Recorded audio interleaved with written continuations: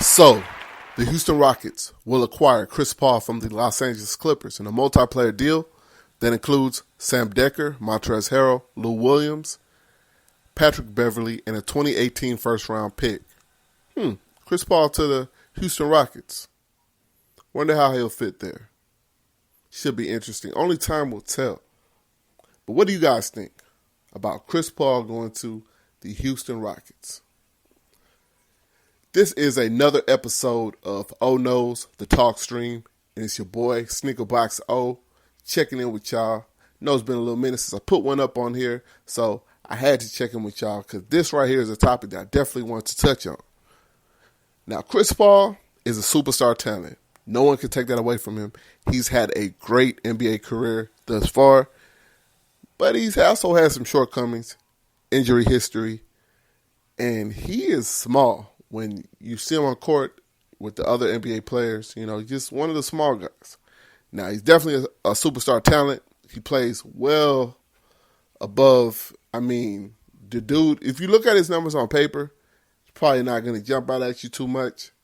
18 points a game, one dime short of 10 assists. He's about 9 assists. So, it depends on how you look at it. Now, there's two ways you can kind of look at it when it comes to a new player acquisition. Me, a lot of y'all might not know, but I am a huge Rockets fan. Like, been rooting for the Rockets since I was young. Akeem the Dream, Clutch City, back-to-back NBA champions. Like, was there for it all. You feel me? I still remember when the city was going crazy. You know what I'm saying? That was like 95, 94. You know what I'm saying? City was going crazy back in them days, man, when, going back to back. That's something I'll never forget. You feel me? And just, it's been since those times. You know what I'm saying? I've been there since the Barkley trades, and, that was just, in my opinion, that was a horrible trade. Gave up some young talent, Sam Cassell, Robert Horry, and that. And who knows what would have happened, who would have kept them guys around. You can't really look and say, oh, this person did this in their career, this person did this in their career, because it's all about, you got to take the talent and you also got to take the fit. Those guys they knew their positions on the team, and, they were being groomed to be big contributors to the team. They were contributors on championship basketball teams. So to do that for a player like Charles Barkley, who was, yes, a Hall of Fame career talent. However, he was at the end of that road when he came to us. And he went over that hill on us. And it wasn't that great. I know there was that, that false, I guess you can call it like, it was a false excitement of being in the Western Conference Finals, but not getting to the finals. Like, that team was assembled to go to the championship and win championships, because there was a championship core there. A chunk of it was taken away for Charles Barkley, but the core was there. And it just didn't work out. You know what I mean? And it took us a while to really recover. I was there through the Yao Ming era, the Steve Francis era. You know what I'm saying? That Steve Francis, Yao Ming period, the T-Mac and Yao period that really didn't happen because they were hardly ever on the floor together at the same time.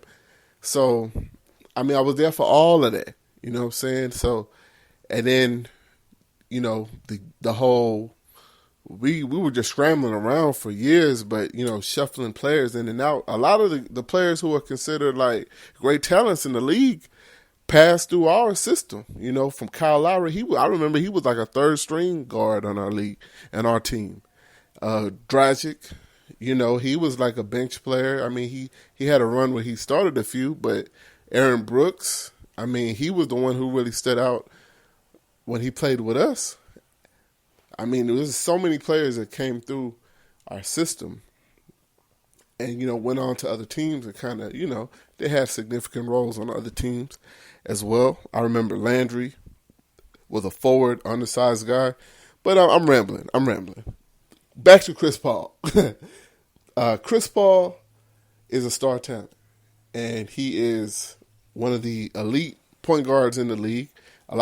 Some people may argue he may be the best point guard of his generation, this era especially, but definitely, throughout his playing time, his generation, the 2000s and the 2010s, I guess you could say is his generation. And it's debatable. I mean, you got him, Steve Nash, you have Curry now, you have Westbrook. You also, you can kind of pick. I don't know if you really want to throw Derrick Rose in there. He did get an MVP award one season, but he kind of had like a short stretch. But basically what I'm saying is when people talk about pure point guards, a lot of people will say Chris Paul. I remember there was a stretch. It was a real big debate in the late 2000s. Who was better between not Derrick Rose, but Darren Williams and Chris Paul? Who was better? Like, that was the debate. That was like a barbershop debate.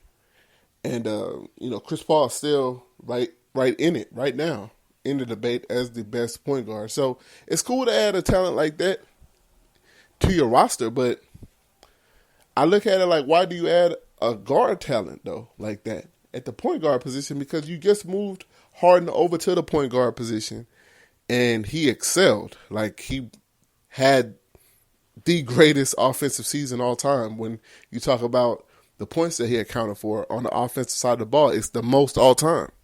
So he led the league in assists, was second in points, like offensive efficiency off the charts. Probably beside the turnovers, but when you had the ball so much in your hands, I guess, you're bound to turn the ball over, especially when you're not a true point guard, a true NBA point guard, I should say. But he made it work. So that could be a reason why they felt the need to actually bring a ball handler who is more of a truer point guard and move Harden back to the two guard position where he can focus on scoring the ball, vice having to set up other teammates. It all depends on how they want to look at it. Or do they turn Chris Paul more into the side, although he'll be at the point guard position, he becomes more of the scoring guard and the offense still runs primarily through Harden? I don't know. I don't know if they're going to do it like that. You know what I'm saying? They could there's different approaches that me personally, I would have them on both sides, on opposite sides of the court. When it comes down to the half-court offense, and, just whoever's feeling it, take over the game and, set up other players, draw defenders, or score the ball themselves at their own will.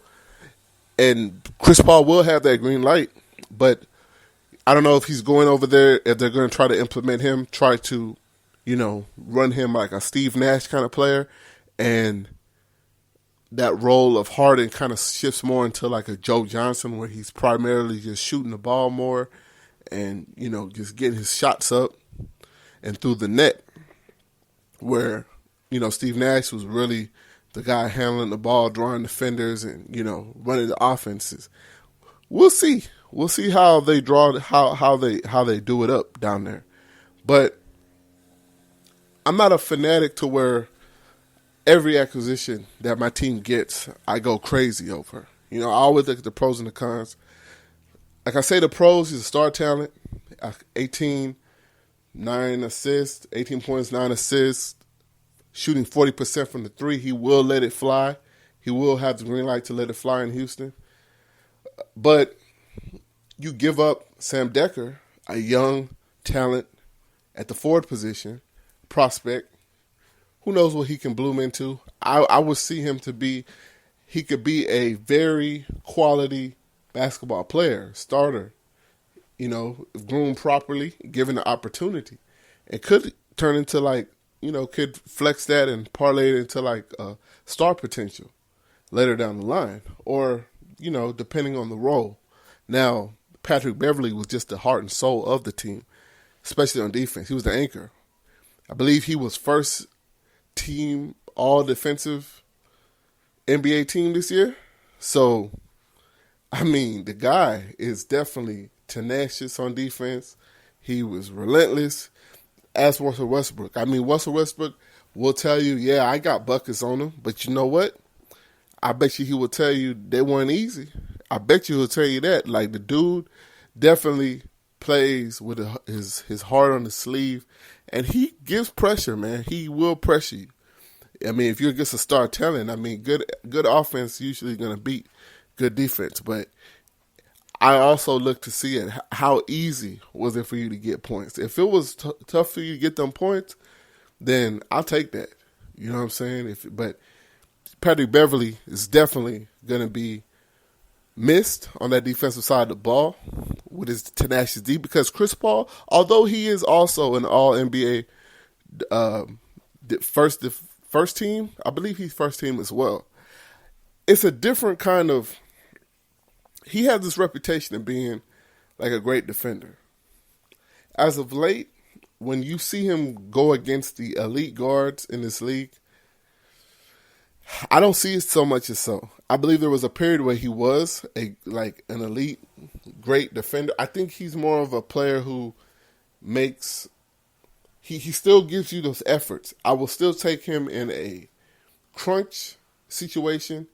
He's heady. He has a good basketball IQ. He knows how to, make plays. He's a playmaker. I will give him that. But as far as locking down, guards, nah. And I just see him as a disadvantage because of his size. Most of these guards, I feel like they can get by him, and they can also shoot over the top of him. So unless he's pressed up on them, and like I said, I see players getting by him, the elite guards. Now, if he's playing against a mediocre talent, a player that doesn't have great ball handling skills, I believe he can take the ball from them. He has always kind of been one of the leaders in steals. He has been a leader in assists as well, traditionally, but also on steals. I think he's led the league a couple times in steals, or always near the top. So I definitely think it's a kind of a solid trade-off. I mean, because Montrezl Harrell, he didn't really contribute much with the team, but undersized center, but definitely a lot of energy. So he could definitely give you energy, and you can kind of groom him to kind of be what you want for your team. If you just need a spark off the bench to give you energy on defense, he might need to, kind of study tape more on that, but he'll definitely give you just that energy and give you the effort. And Lou Williams, man, in my opinion, one of the best offensive players in the league, especially off the bench. Like, this guy is a human microwave. The guy came in the league as a decent, prospect with Philadelphia. I think he went on to play with Atlanta. But I didn't really, put him on my radar until he got with Toronto. Toronto, he kind of really embellished in that six-man role and definitely picked his play up. And he even had good years with the Lakers, but the Lakers was just a terrible team. And, they ain't had nothing going. So when he got to Houston, the guy was just, I remember the first game, he tore it up. I think he had 30 or 25, something like that. Back-to-back games, just crazy. And even in the postseason, he had games where he would just, he had possessions. He had possessions where he would just, he couldn't be guarded, in my opinion.